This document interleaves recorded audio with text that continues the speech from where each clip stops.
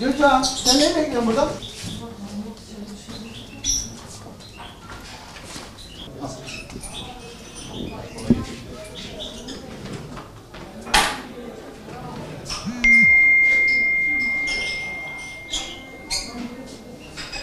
Beni de şurada alırsın.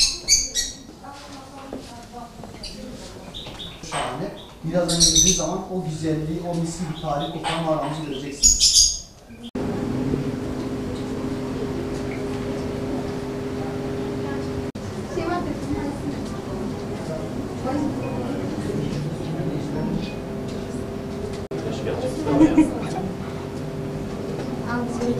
Babamdan fazla.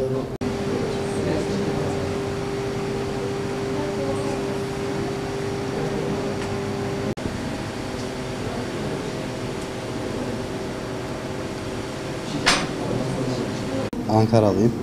Gezmeye geldim buraya. Bak buraya ben daha önce de geldim zaten birkaç defa. Çok güzel. Her gelmemde burada mutlaka kışınsa bir kahve, yazınsa bir limonata, soğuk bir şeyler içerim.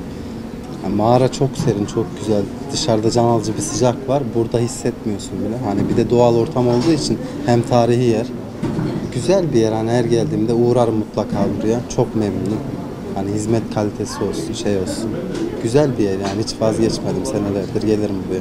Dışarı 40 derece sıcaklık var. Dışarıda can alıcı bir sıcak var. Buraya attım kendimi, çıkmayı da düşünmüyorum yani.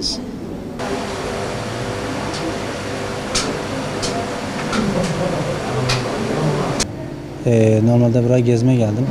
Neden geldin? İstanbul'a geldim. İlk kez Antep'e geldim. Buranın daha önce duymuştum ama meşhur bazı yerleri, tarihi yerleri falan duymuştum. Şimdi kendi buraya gelip görmem açısından çok iyi oldu. Şu kalenin içerisi ve mağarayı bana çok yani iyi geldi. Bu tarihi bu şekilde yani yıpranmamış bir şekilde alınması güzel oldu yani şu şekilde. Bir de şu an Gaziantep 40 derece güzel. Evet çok dışarısı çok sıcak şu anda. Sıcaklıktan dolayı burayı tercih ettim. Çok da güzel oldu yani şu an. Ortam güzel yani. Serin. Serin evet. Herhalde kalkmayı düşünüyorsun. Evet şu anda biraz da daha oturacağım kısacası.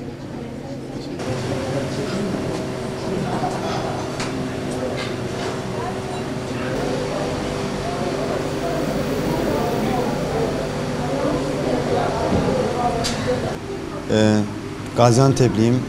Kaleoğlu Mağarası 500 yıllık bir mağara olduğu için yani tarih koktuğu için tercihimizdir. Yani dışarıdan bunalan herkese tavsiye ederiz. Yani Çok ciddi bir sıcaklık var Gaziantep'te. ciddi bir sıcaklık var ve bunalan insanlar veya sıcağı sevmeyen insanlar buraya tavsiye edebiliriz yani. Güzel bir mekan. Tarih. Serinlik noktasına nasıl? Serinlik bakımından bayağı iyi. Yani hem tarih kokuyor.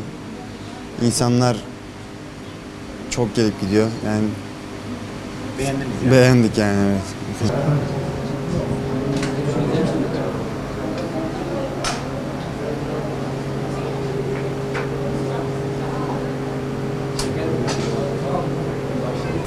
Vallahi dışarı sıcak olduğu için buraya dinlenmeye, serinlemeye geldik.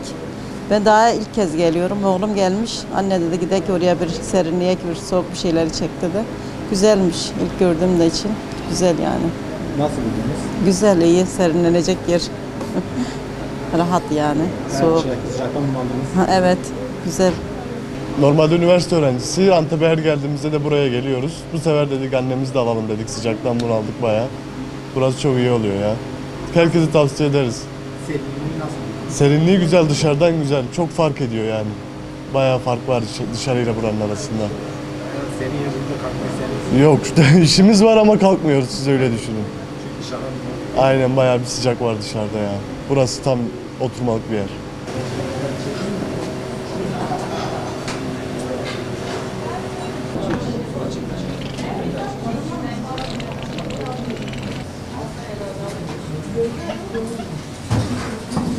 İstanbul'da buraya gezmeye geldik 2 günlük arkadaşımla birlikte. Gaziantep çok güzel bir yer ama çok sıcak.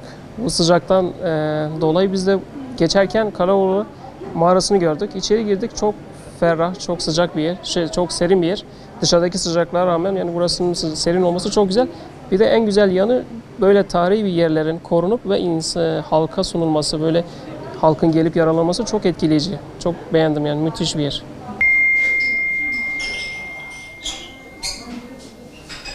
Beni de şurada alırsın. Buranın özelliği 500 yıllık bir mağara olması. 500 yıl önce çıkan taşlarla dışarıdaki han yapılmış. Savaş zamanında yaşlı insan, savaşamayan insanlar, elleri silah tutmayan insanlar bu mağarada sığınmışlar. İçeride aynı zamanda 12 tane üstüne yağımız var, 4 tane havalandırma var, 4 tane kuyu var, canlı incir ağacının kökü var, 150 yıllık. İçerisi mis gibi tarih kokuyor. Aynı zamanda dışarısı 40 derece sıcakken içerisi 13 derece serin oluyor. Yani yazın dışarısı ne kadar sıcak olursa içerisi de o kadar serin oluyor. Böyle bir mağaramızın böyle bir şeyi var. Aynı zamanda cumartesi pazar günü turizme adeta can veriyor. Çünkü cumartesi pazar günü ortalama 1500 kişiyle 2000 kişi arasında değişiyor gelen misafirlerimiz. Dışarıda bulunanlar kendi kendisini mağaraya atıyor. Mağarada serinliyorlar ve giren de bir daha çıkmıyor. Bir şekilde bir Serin yeri bulduk. seriniyor, evet.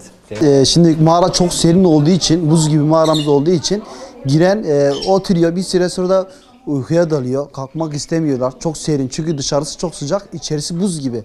Adeta gitmek istemiyorlar. Akşama kadar oturmak istiyorlar diyor. Biz burası çok iyi, burası çok rahat, burası çok serin, çok güzel, tarihi bir yapısı olduğundan dolayı aynı zamanda kültürümüzü yaşatıyoruz.